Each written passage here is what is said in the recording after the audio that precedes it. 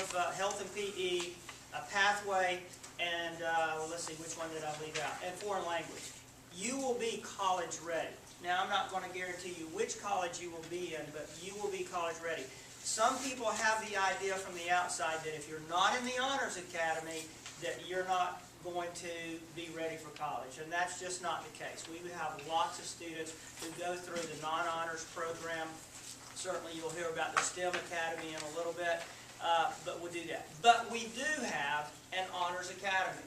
It receives about 50 students per grade level. So coming in as 8th graders to the 9th, there is nobody. So 50 slots, or 52 really, are open to come in. So if you want to get in, this is the time to do it. Each year there's a few that drop out, but it's difficult to come in and you get on a waiting list. But the regular school has a 4-block schedule, which you're in class for a little over 90 minutes per period, 4 periods a day.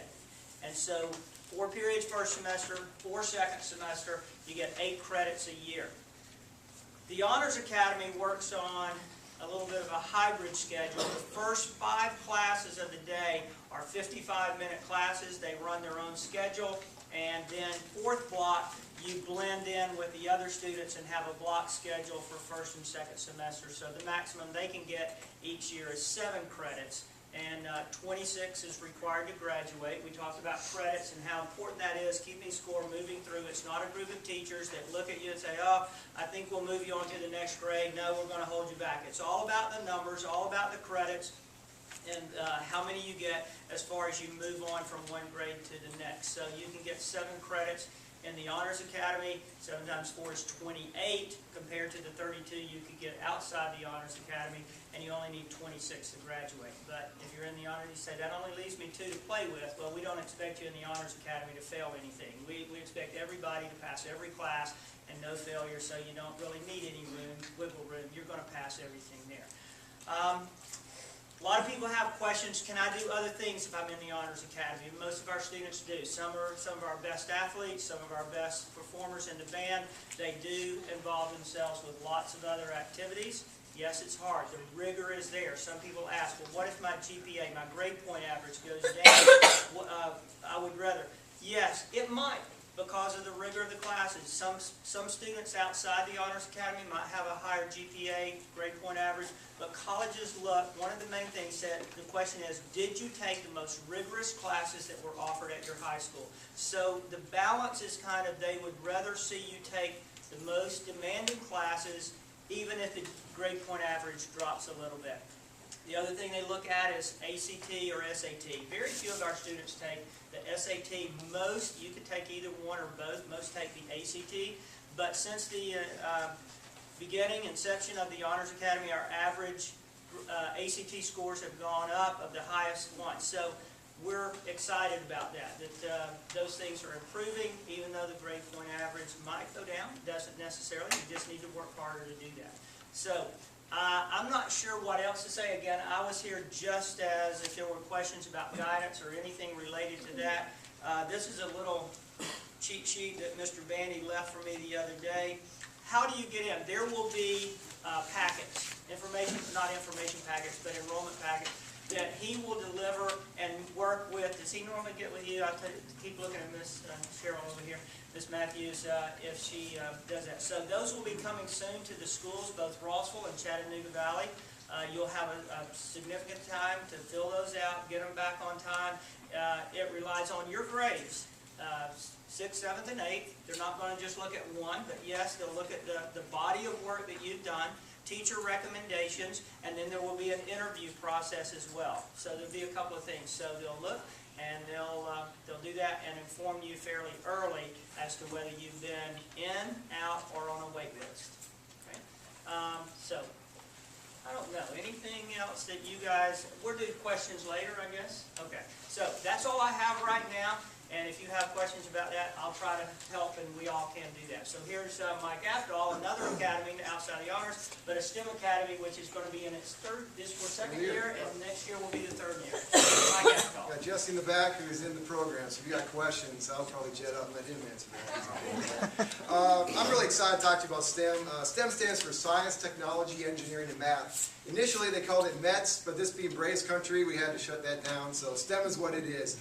And what it is more of a hands-on. If you're a kinesthetic learner, they love to learn by doing. That's kind of our program. We integrate our curriculum between our 4 classes: math, science, engineering, and, ag science.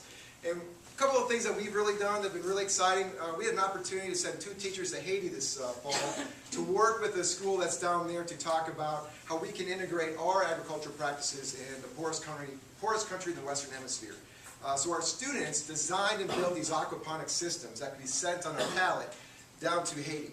What was really cool is that the mathematics class was looking at the flow rates, the unit conversions that went along with this project. The engineering class was designing it using CAD software, and our science class was looking at the biology. How do you have plants and animals living in the same system? And of course, in agricultural science, this was all over this. How do we build an aquaponic system that's the size of a warehouse, and we compact it down to the size of 4x4 shape? This past week, I've been really excited in my class. We've been working with the biology teacher on looking at biomes and how biomes can be modeled mathematically with food webs. And so we've been able to design and build matrices that can model initial energy and secondary energy sources, and how we can use the mathematics to impact our biological studies. One thing our sophomores have been doing is they built a chunkin' pumpkin. You ever seen chunkin' pumpkin before? They build these huge catapults and they launch them as fast as they can. Well, we built these in our sophomore level classes. Of course, the football coach wouldn't let us use actual pumpkins. We had to use orange-colored softballs. But they designed and built. They talked about the physics. Our math teacher was looking at Angry Birds and how that parallels the mathematical equations so they can be more successful in their catapults. And we launched them as far as we could. One team even wanted to go a step further. They built an air cannon. We said, all right, if you want to launch an air cannon, we can do that. The other highlight I'll touch on and let someone else go is each student does an individual STEM project. So if they're not getting what they want to study, they have an opportunity to study something outside the realm of the curriculum. And they are partnering with Georgia Tech students. So they Skype every other week, and Jesse can attest to this. We kind of force them to go sometimes, but they talk with an actual student. And these are some of the most brilliant students that your students will ever interact with. One of our mentors, her backup school for med school is Columbia. Harvard and Yale are her top 2, and Columbia's her backup. So we're talking the most brilliant minds are working one-on-one with your student to develop their project. One project a student did last year was a solar-powered doghouse. This year she wanted to up the ante. She took a hover round and she attached solar panels on it and turned it into a solar-powered lawnmower. And she can cover her whole 2-acre farm in no time flat. Some of the most amazing things these students could come up with. We had a kid that wanted to design his own video game. Well, I've never designed a video game, but David down at Georgia Tech sure has, and so he was able to collaborate with our students to make that dream happen. So I left the brochure conveniently located by the cookies, so make sure you see that and grab a sweet treat on the way back. But if you have questions, I'd love to answer more or see Jesse in the back, but thank you for having me.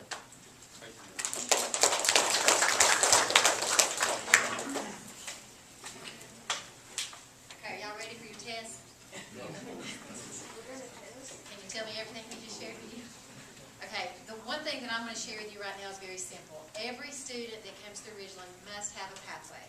We'll talk more about that, as you register and as you go through, and you can ask questions as you're touring.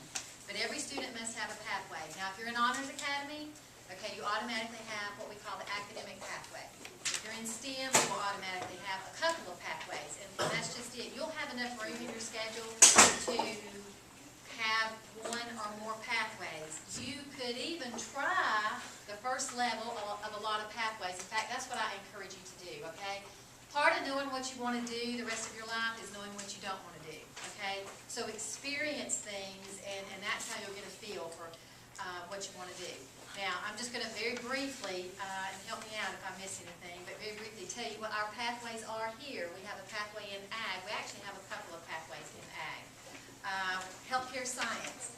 If you want to go into healthcare, if you want to be a CNA, we're trying to resurrect that program we had a few years ago. We had some personnel changes, and so we're having to make some changes there.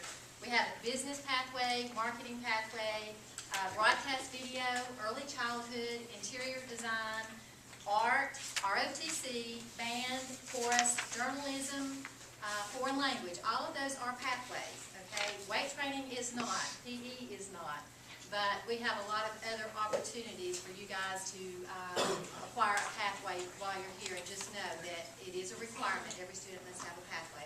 I think you guys are going to be registering in a couple of weeks. We're going to try to bring you over. I know we do this every year, but because of the weather, you know, we're going to do the best we can, okay? But we're always here to answer any questions that you might have about pathways or anything else that we have available here at Ridgeland. Thank you. If I can ask our speakers to stand close by in case we have some questions right here at the end. I just want to close with just another little word about clubs. Mr. Brown mentioned a number of them. We have a tremendously wide offering of both service and interest clubs. And actually, even this year, kids have come to me with an idea about a club, and if they can get a teacher who will sponsor them, and it's, you know, something that's a legitimate kind of an organization, then we'll let them meet. And we've done some really unique clubs this year. So on the first, probably about the second week of school, we'll do a club fair, and we'll have all the clubs out in the commons with tables and students to represent them, to talk to students and sign them up and get more interest in clubs. So just remember that when you start your ninth grade year next fall or next summer, and we'll learn a lot more about clubs. We're going to take just a moment to open the floor for questions. If I can ask. Actually, I'm sorry, before we do, I'm sorry, this is Dakota Coulter. He's one of our seniors here, president of FCCLA, president of Ridgeland Against Prejudice, and also a member of the Beta Club. I want to give Dakota the floor for a moment just so we can kind of talk to you guys about the club aspects that we have for we at Ridgeland. All right, as you heard, I'm a member of many different clubs. I thoroughly enjoy that aspect of high school. And this is our FCCLA board. I'm a co-president of FCCLA. Our tagline is the ultimate leadership experience. We want to give students the ultimate leadership experience. We want to empower you to go out and help others within your community. We are a community-based organization within our school.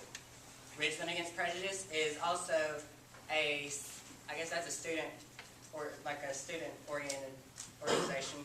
We want to make sure that everybody feels comfortable in high school. We don't want anybody to feel left out.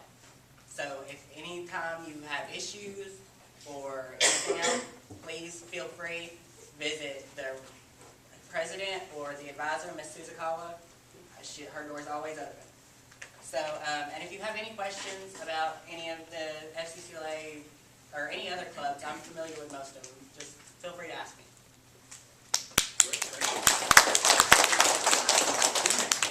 Open the floor for questions, and I'll kind of direct them toward our experts. If there's in a particular area, anything you want to ask now. You can also ask, of course, as we do our tour, more things might come to you. Yes, ma'am. How many upcoming freshmen will be in the STEM Academy? Between 56 to 60. It kind of depends on how many applicants we get, but around 60. Thank you. And your students should have received their applications already. So if they have, get on to them. Turn them in. Yes, sir. I was concerned about the therapeutic services. He's interested in veterinary. Would that come under this? Mike? Therapeutic services, I think that would be a pathway. Yeah. She's interested in becoming a Veterinary. Well, we have healthcare science, which addresses a lot of medical terminology. Yeah, that would be the best fit for that. And that can even lead to CNA certification. And as Mrs. Zimmerling mentioned earlier, Oh, good. it's excellent to be prepared for multiple pathways. Think of it this way.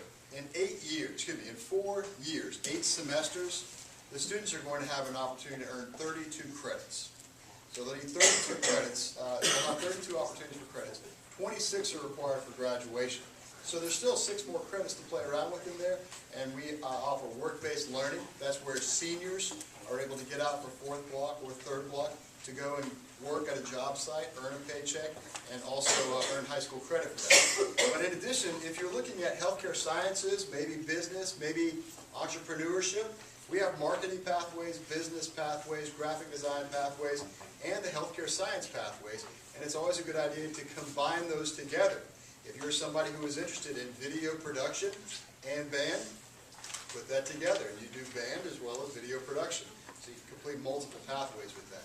So this is something your children are going to hear a lot more about over the next few years, but do be aware, you don't have to stop with one pathway, especially if they're interested in something like veterinary science isn't something that we offer here, but we do have horticulture, we do have agriculture science and ag mechanics.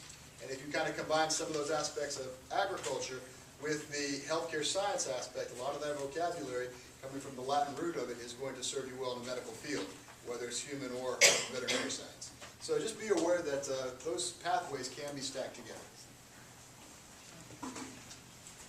Is the STEM program on the 4 blocks per semester, or is it set up like the honors program? It's a little different. The 4 classes that they take in STEM, we put in skinnies. So first block and second block, our freshmen and sophomores will take half the block with math, half the block with science, and then do another block, half of ag science, half of engineering. And so it's about a 45, 50-minute class, but that goes all year long. And we do it that way so that we have a better opportunity to integrate the curriculum. So if we just had 2 semester classes each semester, we wouldn't really be able to fully integrate the program like we'd like to. Basically a block, but when you say a skinny, it just splits that block 100 minutes into 250s or whatever, pretty close. One of the things about Honors Academy, and again, we work together. It's not like him, me, working off. And again, I'm just here as guidance. One of the things that a lot of people ask about is advanced placement. That's where you take a class, and at the end of that course, at the end of the year, advanced placement AP tests are given. Depending on the score that you make and the college that you choose, you can earn college credit through advanced placement. The advanced placement classes are offered through the Honors Academy.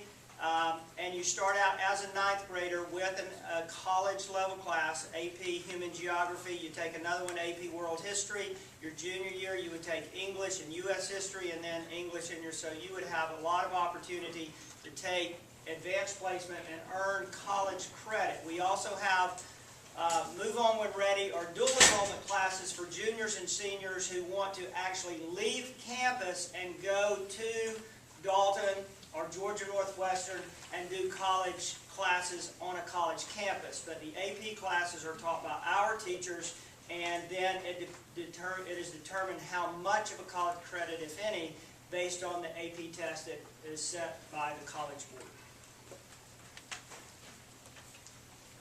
Any other questions? Are there any, With the Honors Academy, you said that there was only 50 available slots, or is it 50 per school? 50 per grade level, so total of 200, so 50 9th graders, 50 10, 50 11. So not 50 for Chat Valley and 50 for Rossville? No, 50 total for the 9th grade. Combine the 9th grade class, there would be 50 or maybe 52. I think they allow 26 per class. So yes, when you combine the whole 400 students approximately from both schools, 50 of those would be in the Honors Academy. Yes, ma'am. Are there any career pathways that interfere with the academics? I know you said that like band and honors, people are in band and honors, but can people be in band and be in STEM with the internship requirement and things like that? Yes, they can. We have several band, ROTC, we got guys in football that take weight training, and chorus. So we got a pretty good blend that goes together. Step up here because it cuts people off. But what happens is when you take band for 4 years, we trade that in for the internship. Band is a great program. We want to support the kids that are in there. ROTC is great. Chorus is great. But you do trade that internship for that band experience. And we kind of feel both of those are really great programs, and we'll support the student either choice they make. If you're not in the Honors Academy, are you still offered any AP classes at all if you just did Ridgeland's curriculum? Not at this time. Okay. That's where we're looking more to develop those relationships with Dalton or Georgia Northwestern to offer dual enrollment credits, but at this time we do not.